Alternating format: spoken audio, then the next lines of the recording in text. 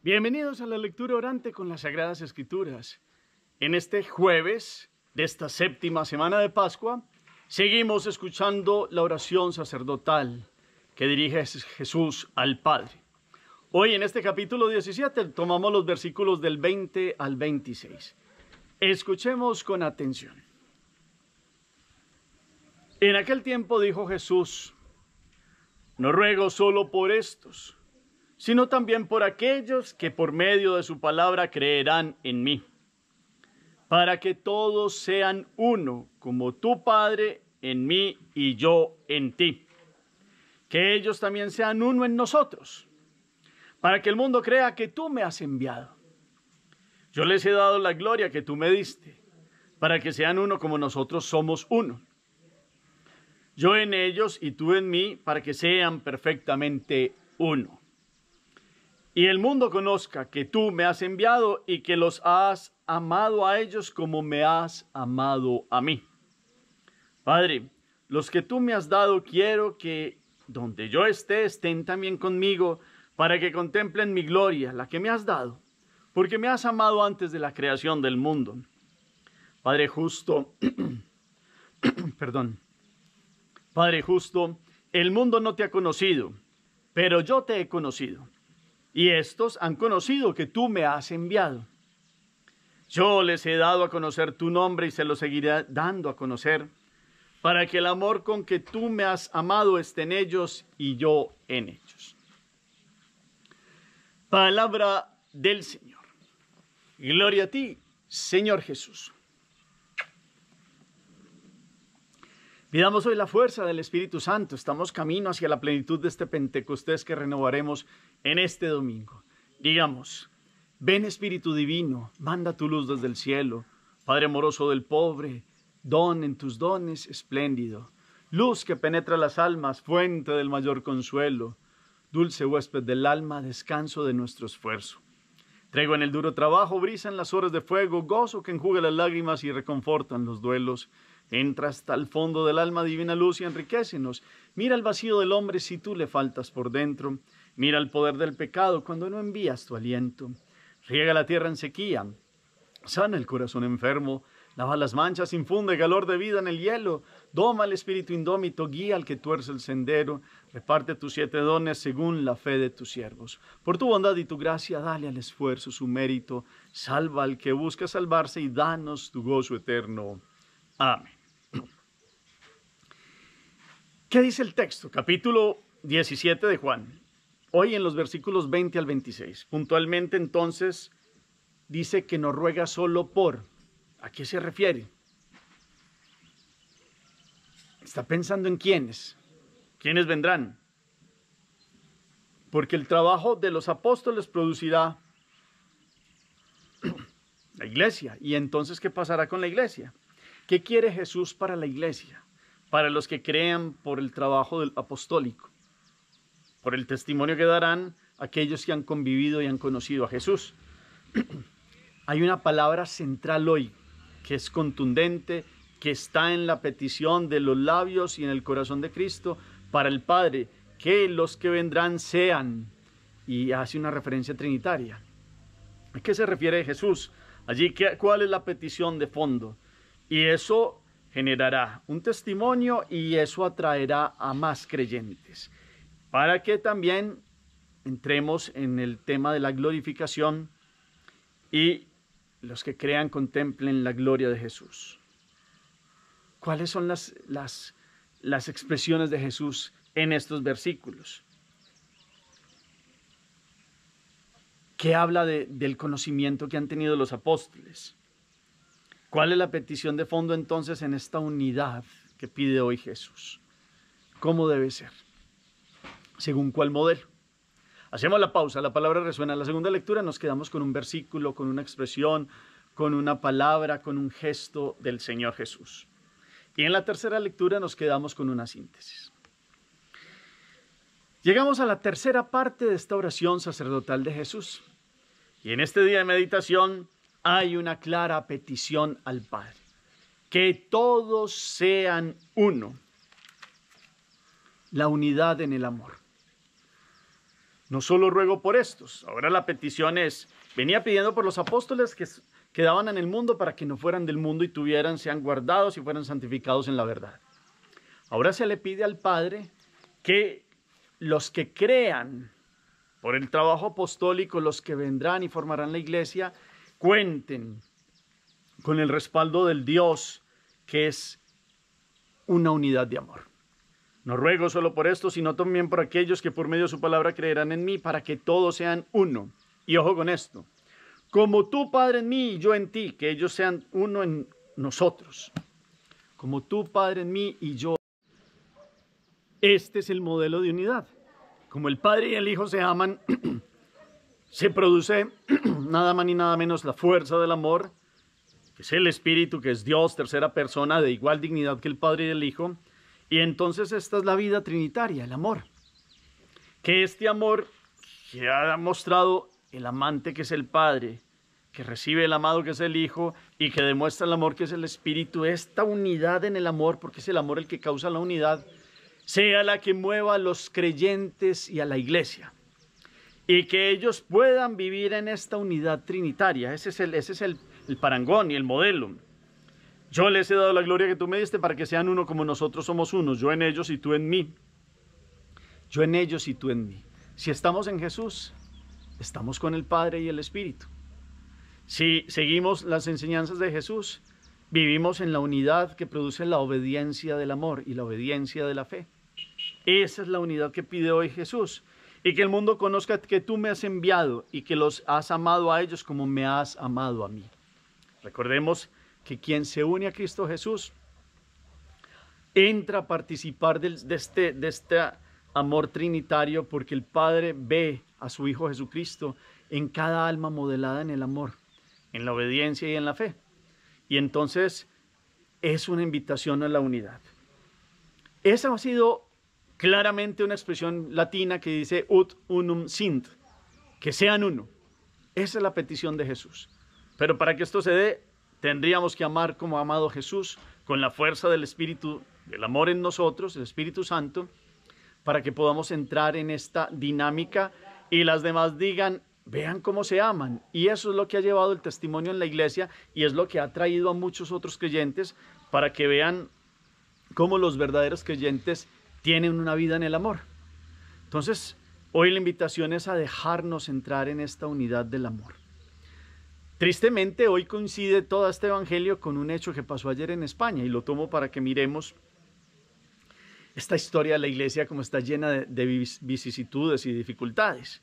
Hay unas religiosas clarisas en el norte de España que han dicho que se separan de la iglesia y ya no obedecen al Papa Francisco.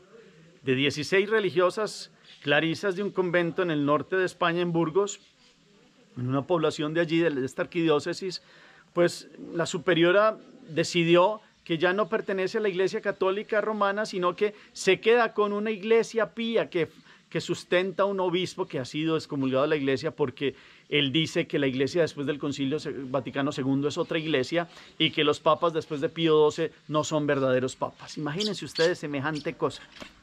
Y sale hoy una religiosa diciendo que 15 entonces religiosas clarisas siguen a este obispo que no hace parte de la Iglesia Católica. La Iglesia ha sufrido eso en toda la historia. Cismas, divisiones. Y el Papa está como aquel que está generando la unidad de los creyentes. Y los obispos unidos a él y toda esta obediencia de la fe que se da en la Iglesia, pues siempre tiene como esa dificultad, porque lo que Jesús pide es una unidad en la diversidad. No pide una uniformidad radical total. Claro, la unidad en lo básico es el credo normal del creer en el Padre, en el Hijo, en el Espíritu Santo, en los dogmas de la fe.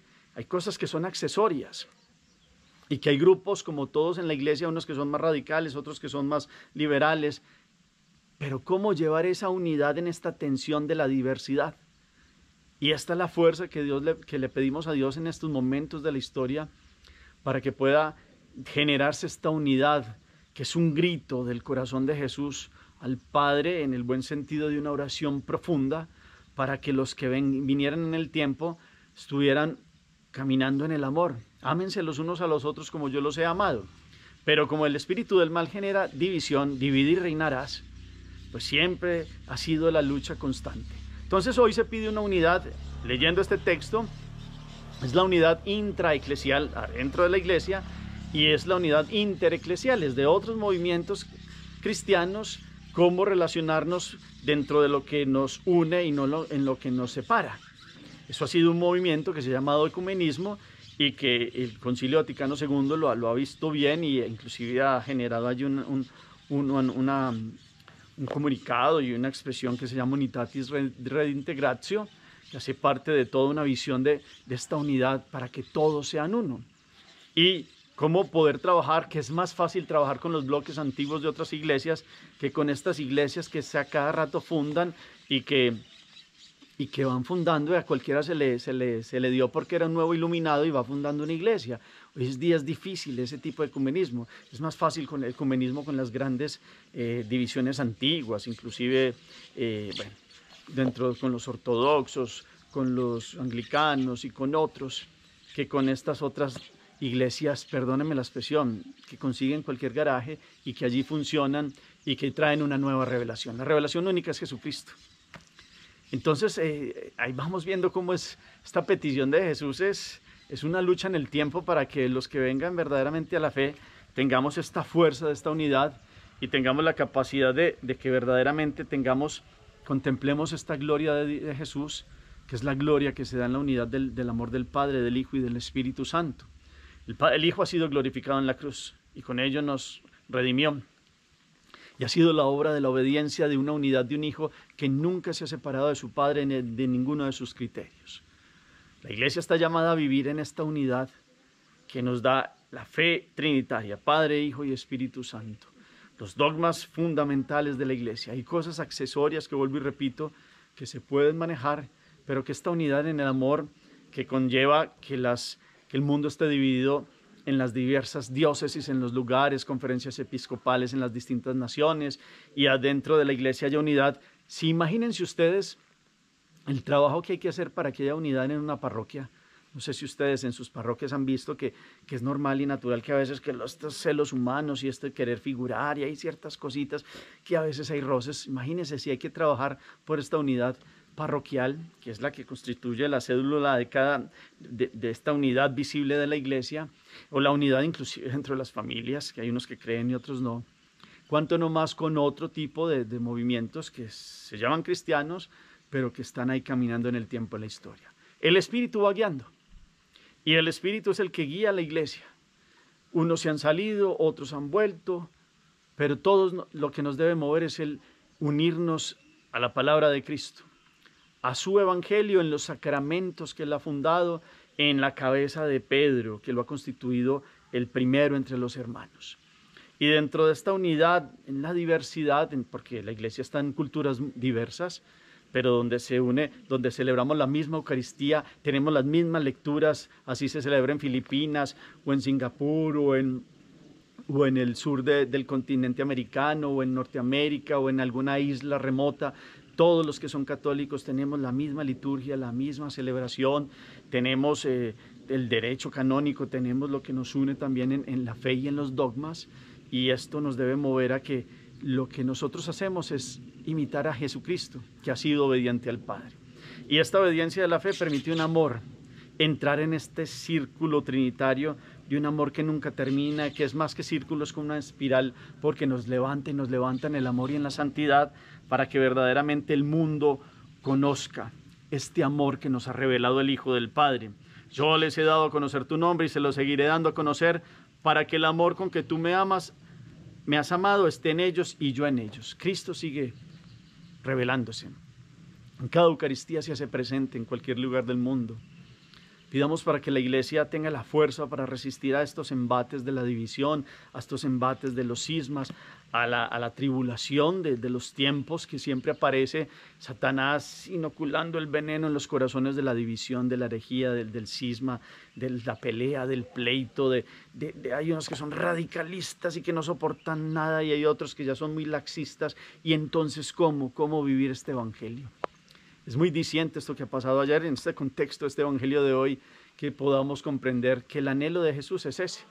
Y llegaremos verdaderamente a eso, porque San Pablo nos dice en Efesios 4:4, estamos llamados a ¿qué? Un solo cuerpo, un solo espíritu, como una sola es la meta de la esperanza, de la vocación a las que han sido llamados. Un solo Señor, una sola fe, un solo bautismo, un solo Dios y Padre de todos. La unidad en el anhelo del amor del Hijo, que es radicalmente uno con el Padre y el Espíritu. Y en esta unidad de la Trinidad, las tres personas, que son cada una distinta, pero una unidad de la misma sustancia y de la misma esencia del Dios uno y verdadero, que es trino, podamos nosotros entrar a participar de esta fuerza y de este anhelo de Jesús, porque la Iglesia peregrina en el tiempo con la fuerza del Espíritu, que es la que recibiremos otra vez el domingo en Pentecostés, actualizando su presencia desde nuestro bautismo, para que en estos avatares del mundo, en estas corrientes del mundo, podamos tener una unidad en el amor. Y esa es la gran signo para que los demás sigan creyendo y sigan viniendo a la fe en Jesús. Hagamos oración. Padre nuestro, hoy nuestra plegaria se centra en el deseo de Cristo al pedirte la unidad total de cuantos por el ancho mundo creemos en Él. Solo tú puedes lograr lo que parece imposible, que los hermanos separados nos unamos en una iglesia, formando un solo rebaño bajo un solo pastor. Todos hemos sido bautizados en un mismo espíritu para constituir un solo cuerpo, la iglesia de Jesús. Ayúdanos, Padre, a mantener la unidad con el vínculo de la paz, porque una sola es la meta de la esperanza de la vocación a la que tú nos llamas gratuitamente en Cristo Jesús nuestro Señor. Amén. ¿Qué queda como propósito? ¿Qué queda como acción?